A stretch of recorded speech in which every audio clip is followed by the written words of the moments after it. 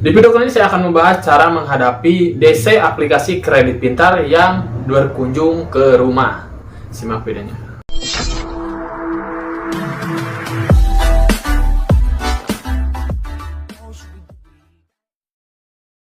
Halo, assalamualaikum warahmatullahi wabarakatuh. Kembali bersama saya di sini.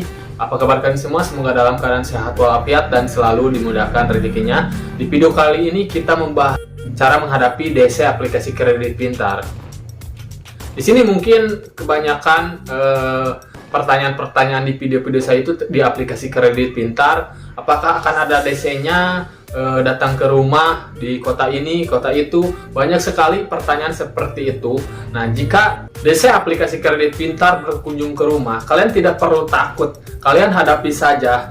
Di sini saya akan memberikan tips untuk menghadapi DC ini. Namun sebelum saya bahas lebih lanjut, yang baru bergabung di channel ini, bantu channel ini untuk menjalankan program bebas hutang. Jadi kawal channel ini untuk menjalankan program bebas hutang. Kalian bisa cek video saya sebelumnya, karena channel ini mengadakan program bebas hutang yang mana memang penghasilan channel ini akan disisihkan untuk program bebas hutang, untuk melepaskan hutang piutang nasabah yang terjerat di aplikasi pinjaman online ataupun yang terjerat hutang. Intinya seperti itu. Jadi ayo kawal channel ini untuk menjalankan program bebas hutang ini. Oke, kita lanjut membahas topiknya. Di sini memang banyak sekali nasabah yang ketakutan didatangi debt collector ke rumah, terutama aplikasi kredit pintar ini. Ini untuk DC kredit pintar ini sebenarnya sama saja. Untuk sekarang bahkan DC-DC-nya itu sudah mulai menjalankan penagihan itu dengan tenang, teman-teman ya. Jadi tidak seperti dulu yang memang arogan, intimidasi. Sekarang mulai tenang karena mereka pun takut karena sudah ada ataupun banyak aturan-aturan tentang debt collector yang memang melakukan penagihan. Karena sekarang itu DC-DC itu kalah ya, teman-teman. Jadi yang memiliki hutang sebenarnya unggul. Jadi yang memberi pinjaman itu kalah sebenarnya seperti itu untuk undang-undangnya itu sendiri. Jadi untuk kalian yang gagal bayar itu tenang, teman-teman, karena kalian itu dilindungi undang-undang sebenarnya.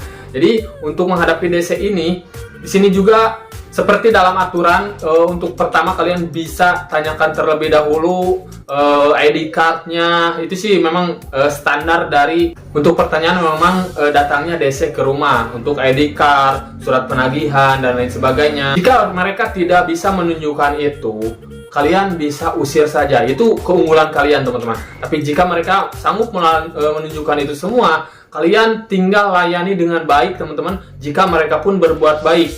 Jadi kalian harus mengikuti pepatah bilang, Anda sopan, kami segan. Kalau Anda tidak sopan, kalian lawan.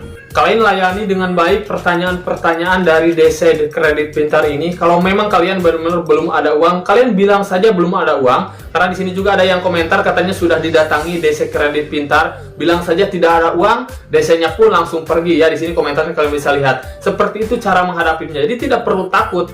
Kalian karena si DC ini mungkin memang tidak akan bisa memaksakan kalau memang belum ada uang untuk nasabahnya. Di sini ada sedikit bocoran kalau kalian ingin untuk memperlancar situasi dan kondisi saat DC menagih itu, kalian bisa sisipkan sedikit uang bensin supaya mereka cepat pergi. Karena pastinya si DC ini merasa lelah juga untuk melakukan kunjungan ke rumah-rumah nasabah yang gagal bayar dan hasilnya tidak dapat apa-apa. Jadi kalian bisa lakukan itu supaya DC-nya ini juga merasa tenang, tidak ada rasa kesal saat melakukan penagihan. Jadi kita layani dengan baik seperti itu supaya DC-nya pun mengerti dan paham kondisi kita sebagai nasabah yang gagal bayar. Nah, hasil nanti mereka pun akan pergi dengan sendirinya dan mungkin tidak akan kembali lagi karena memang hasilnya pun akan sama, tidak akan mendapatkan uang pembayaran dari nasabah ini, teman-teman. Seperti itu ya cara menghadapinya. Simple, singkat, tapi kalian bisa praktekkan ini karena ini sangat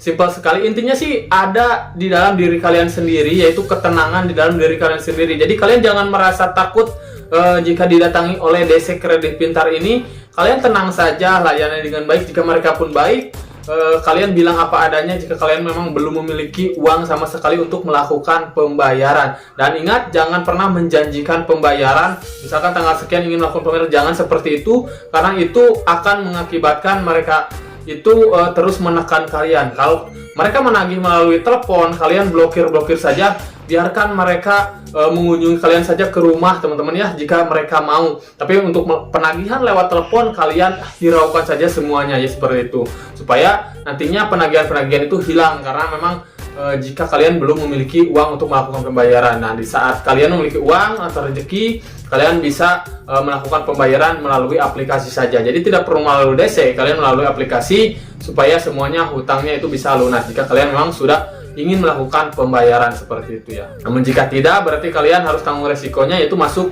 slik OJK ya, seperti itu saja, hanya per data, tidak ada yang lain lagi teman-teman, tidak ada data hukum yang lain lagi ataupun pidana teman-teman, jadi hanya per data. Ini sedikit informasinya teman-teman ya, mudah-mudahan bermanfaat ya. Saya pamit akhir kalam. Assalamualaikum warahmatullahi wabarakatuh.